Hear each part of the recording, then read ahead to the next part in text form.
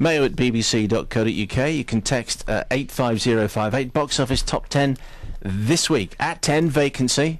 Which, you know, it's, of all of those ones, it's the least obnoxious, and it at least does some of its job okay, but it runs out of steam in the last quarter. Tell No One at 9. Which I like very much, adapted from an American novel which I haven't read, a French adaptation of a story about a man who believes that his wife has died and then 8 years later starts getting emails from beyond the grave. Good twisty thriller, too twisty at the end, but pretty good going. La Vie en Rose at 8. You know, a French movie about the short life of Edith Piaf. She only lived 40-something years, but it manages to pretend that World War II didn't happen at all. And Marianne Cotillard gives a real sort of hair, teeth, makeup performance, but doesn't do any of her own singing, which I do think leaves a gap in the middle of the film. I like to see Gary Busey doing his own singing as Buddy Holly, and Val Kilmer, much as I hate him, doing his own singing as Jim Morrison. And I know they say nobody sings like Piaf, but you know, if you're going to make a movie, then take some license.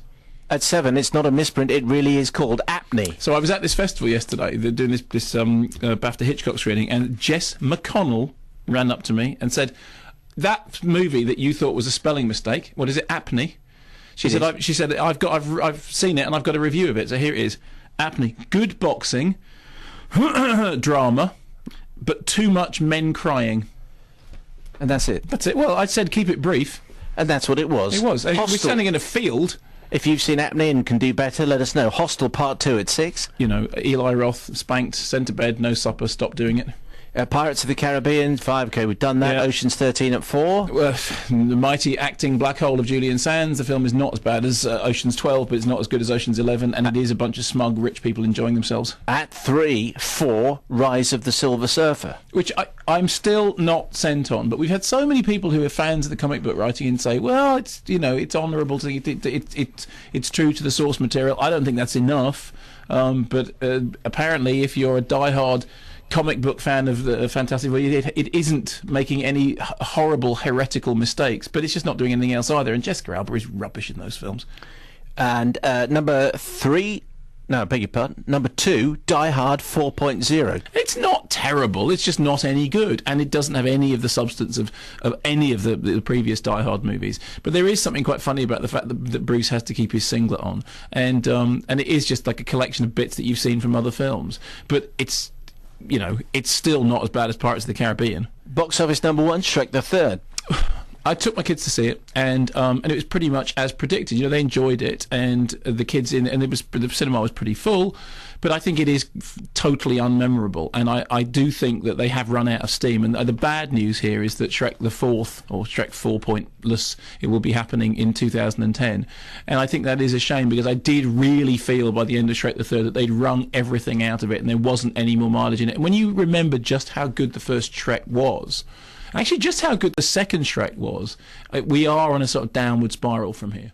So there, 85058 and Mayo at bbc.co.uk. That's the top 10. These are new films out this week. Harry Potter and the Order of the Phoenix, which is the 5th, and it turns out the shortest Harry Potter movie. I checked these. Chamber of Secrets, 160 minutes. Goblet of Fire, 157 minutes. Philosopher's Stone, 152 minutes. Prisoner of Azkaban, 142 minutes. And this, 138 minutes. Good start. Yeah, so they're reining it in, and it's a weighty tome, because actually the Harry Potter books have got bigger. You know, the first one just like an ordinary sort of sized thing, but you know, Christopher Columbus can't rein anything in at all. Directed by David Yates, who has now already signed on for the next one, and he won a BAFTA for Sex Traffic. He directed State of Play. He did Girl in the Cafe, the Richard Curtis thing. So he's a very, very acclaimed TV director, and the job that he's done on this has impressed them so much they've already signed him up for the next one, which I think is Harry Potter and the Half-Blood Prince. So the plot, and I really hesitate to even start doing the plot, because there's a lot of plot in this film for 138 minutes. At the beginning of the movie, Harry is attacked in the real world, in inverted commas, by Dementors, and he pulls out his wand to save somebody's life. He is then expelled from Hogwarts for pulling out his wand in public, which he's not allowed to do. It's so below you. I'm trying to do the plot. I haven't said a thing. No, but you're smirking in only if you're watching the vodka. Yeah, and the other Vipco, fine. And so he's expelled from Hogwarts, but of course he can't be expelled from Hogwarts for long. So then there is a meeting in which he's kind of unexpelled from Hogwarts. But then it turns out that Hogwarts has sort of been taken over by this new character. Dumbledore has sort of been sidelined, and Harry spends the whole of the movie being outcast. outcast, being cut off, being different, being sort of somehow withdrawn from all his friends, and everyone's got it in for him, not least, hello, Jason Isaacs. First criticism of the movie, I wanted more Jason Isaacs, because actually it's a significant but small role. There are several characters who turn up for significant but small appearances. And one of the problems that I have is it feels like an awful lot of business, an awful lot of plot, an awful lot of stuff, but it smacks very slightly of the middle film syndrome. It's rather like the Twin Towers. It's a little bit Star Warsy occasionally, in that, you know, characters with funny names turn up, do a couple of lines and then disappear. And I'm very aware watching it that if you'd read the book, that what the film must be doing is gesturing towards larger passages in the book. Nothing illustrates this better than there is a sequence in which, and in case you haven't read the book, and I know there are some people out there who haven't, including me, a key character, something terrible happens in relation to an arch, right? A big archway. You remember the bit I'm talking about? Yep. Fine. I had no idea what was going on. Doesn't matter. No, but it did matter, because apparently in the book, the whole thing about the archway is death, and you step through it, you can casually step through it. Apparently this is very, very important. In the film, not knowing that, I just felt like yet another bit of wand waving had happened, and I didn't get any of the sense of significance that should have happened with this particular character. Now, there are good points.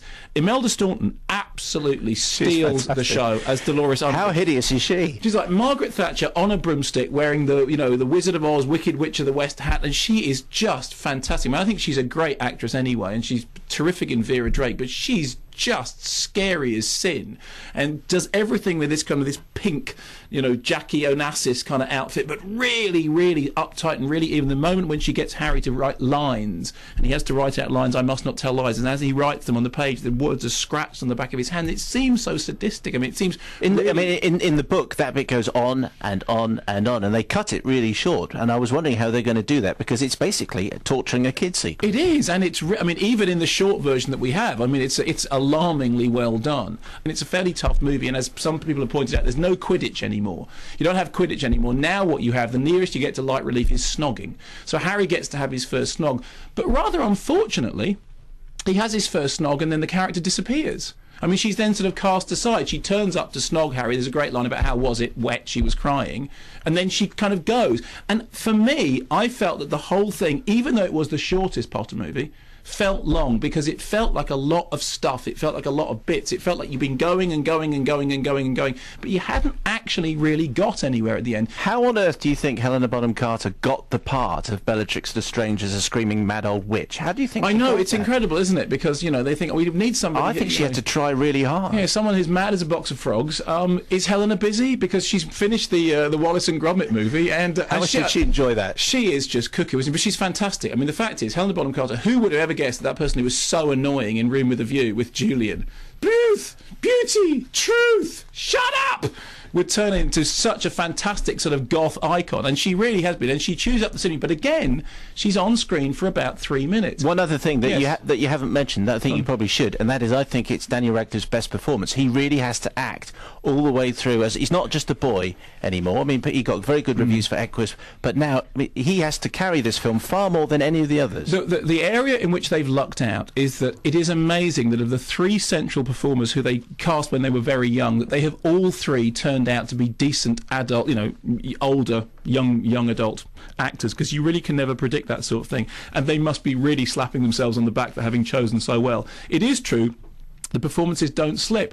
My problem is that what I want from the incidental performances is more of them. I needed more Alan Rickman, and he's there so briefly, and yet when he's there, he shines and he reminds you of just how great he was in the first. There'll be a lot of him in the next one. Will there? Yes, there will. Fine, but I don't want to feel like it's a holding pattern, and I have to confess that I did.